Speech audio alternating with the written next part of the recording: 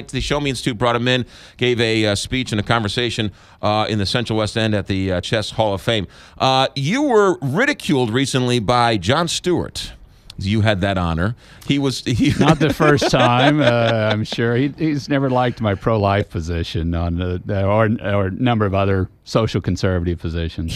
One of the things he brought out was that you recently did away with protections for the lesbian, gay, bisexual, transgender, the LGBT state workers. What did you do, and explain that to us? Well, what I did was reverse something that Kathleen Sebelius had done that really was an Obama-style move.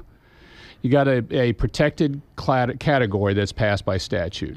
Race, color, creed, religion, that list that we're familiar with, that's been in statute for 30 years or something like that.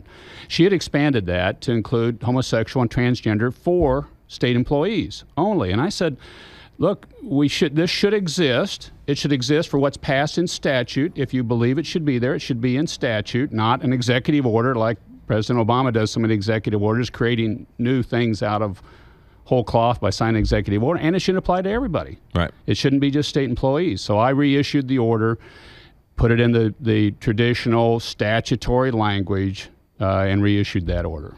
So it should apply to everybody. So now the order is back in place. Is that right? Yeah, the order's in place. It's just it's what is in statute, not what was created by executive order. So the Kathleen Sebelius order is back in place, just done correctly the way it should be done. It's done by statute, right?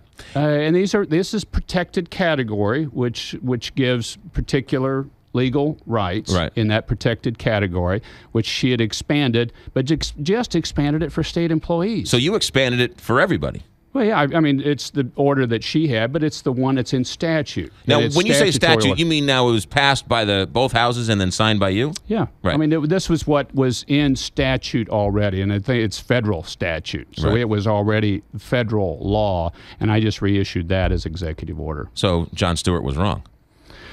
Might not be the first time, or maybe a slight bit of exaggeration might have existed. We'll see. I'm sure he has his qualms about different things that go on in America. Fair enough. Where are you off to now? What's next for you? Headed back to Topeka. We've got legislatures in session, got things going on there, and meetings that I'll be in Topeka. All right. That is the governor of Kansas, Governor Sam Brownback. Now, you were governor.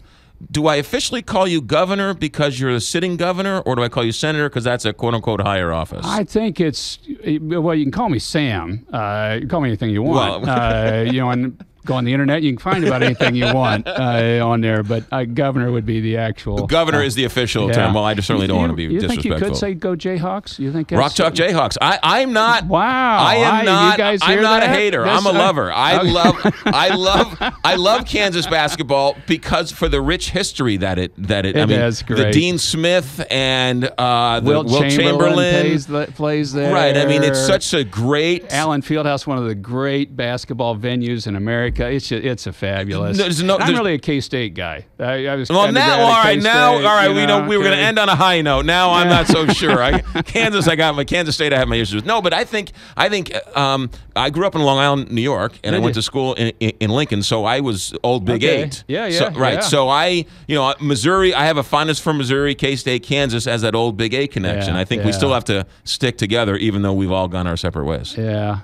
And Big Red. Boy, that was a machine. That was a machine, yeah. Well, they sort of ruined that, but that's a whole other story. All right, Governor Sam Brownback, thank you very much for coming in.